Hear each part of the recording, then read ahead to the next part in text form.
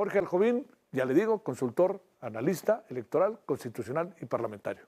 Querido Jorge, te vuelvo a saludar. ¿Cómo has estado? Muy buenas noches. Ahora sí, que con el mismo tema no salimos de ahí.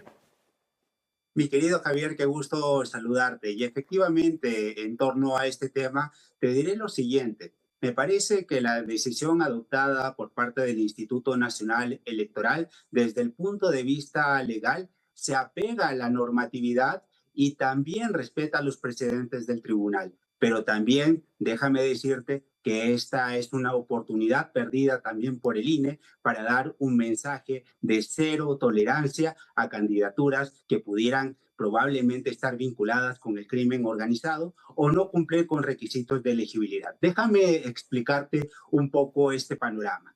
En un primer momento, los puristas o quienes son caracterizados por el gobierno como neoliberales, conservadores, te dirían que el INE ha tomado una decisión adecuada porque desde el diseño de justamente el marco legal de la reforma judicial no existe una facultad expresa para que el INE cancele candidaturas judiciales. También te dirán los puristas que solamente hay dos momentos para cancelar las candidaturas. Uno de ellos es al momento del registro, el cual estuvo a cargo de los comités evaluadores de cada uno de los poderes de la Unión. Y por otro lado, te dirán que el segundo momento para cuestionar justamente los requisitos de elegibilidad es hasta el momento de la declaración de validez y la entrega de constancias de mayoría, donde el INE sí tiene una facultad expresa para poder retirar o, en su caso, cancelar candidaturas. Pero la crítica creo que va también en el sentido de que el INE ha perdido la oportunidad de darle un mensaje a la ciudadanía que no va a tolerar posibles candidaturas que estén vinculadas con el crimen organizado o que no cumplan con los requisitos, y creo que siempre se puede hacer más. ¿En qué sentido? El INE tiene una facultad implícita. ¿Cuál es su facultad implícita? La de garantizar la integridad de los comicios electorales. Por lo tanto, si no estaba la facultad de manera expresa, creo que el INE pudo echar mano de esta facultad implícita. ¿De qué le hubiera servido al INE hacer esto? Le hubiera servido para legitimarse y sobre todo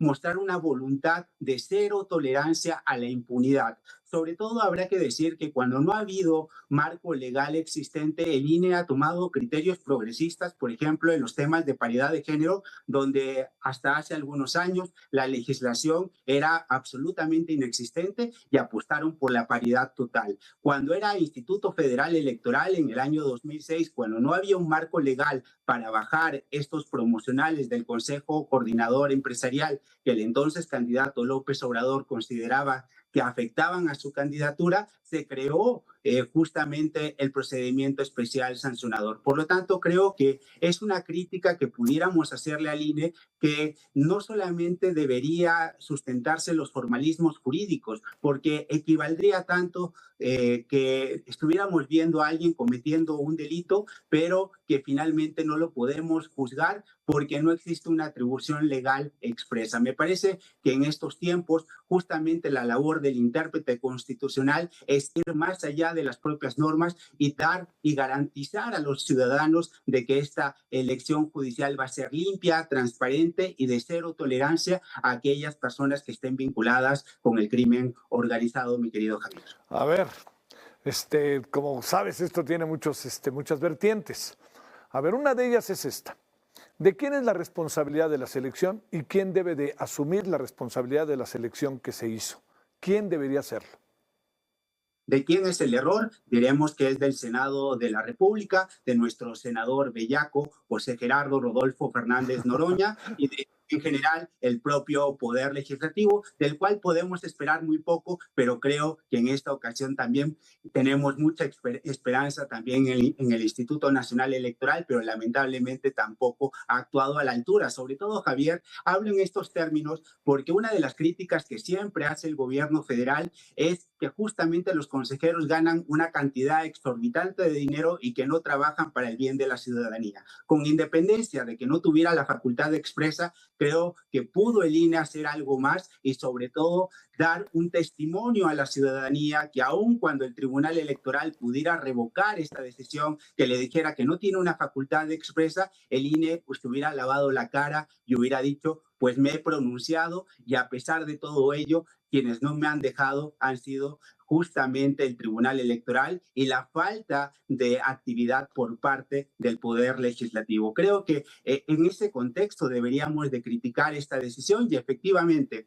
hay varias vertientes en este tema. Cuando el tribunal resuelva, pues existen varias alternativas. Una es que le tire la papa al caliente al Instituto Nacional Electoral y que sea este instituto quien resuelva sobre la cancelación del registro de las candidaturas. Una segunda opción que la veo bastante lejana es que el propio tribunal le diga a el poder legislativo que no cumplió con su labor y que debe de revisar estos requisitos y que deben ser ellos.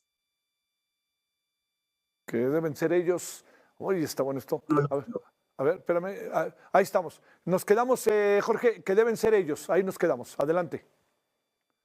Y que en su momento el tribunal determine que debe ser el propio poder legislativo. No creo que vaya en ese sentido la decisión, porque el tribunal lo que ha demostrado en el último tiempo es tal vez una falta de independencia, una falta de autonomía en su toma de decisiones y que justamente buscará congraciarse con el propio gobierno. Y la tercera opción es que simplemente pues el tribunal confirme la decisión del INE y que le dé un espaldarazo al Instituto Nacional Electoral, pero no veo que eso tampoco ocurra en el corto plazo. Creo que simplemente lo que sí es grave, Javier, es que el INE cuando se pronuncia y dice que no tiene la facultad para cancelar candidaturas, diga que solamente lo hará sobre los ganadores. Y esto deja un mensaje donde actualmente, aunque no resulten algunas personas ganadoras, pues que están vinculadas con el crimen organizado, que están en las boletas e indirectamente están haciendo uso de recursos públicos, recordando que al aparecer en las boletas, la producción de ellas costaron más de 1.500 millones de pesos.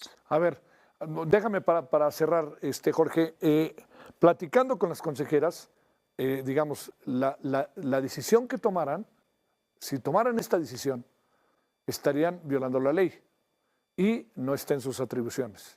Entonces, entiendo lo que tú dices, esta voluntad política, este sesgo que pudiera tener esta decisión, pero, digamos, en sentido estricto no quieren violar la ley, porque además no está en sus atribuciones.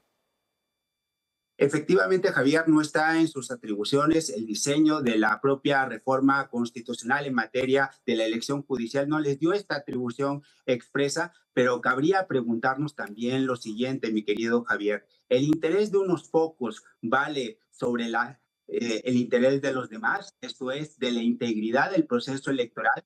Proteger el principio de presunción de inocencia y el principio de equidad sobre algunos candidatos de 26 candidaturas vale más que lavarle la cara a este propio proceso de la elección judicial. La integridad electoral vale menos que el derecho de unos pocos. Esto creo que también se debió haber discutido en la mesa del Consejo General.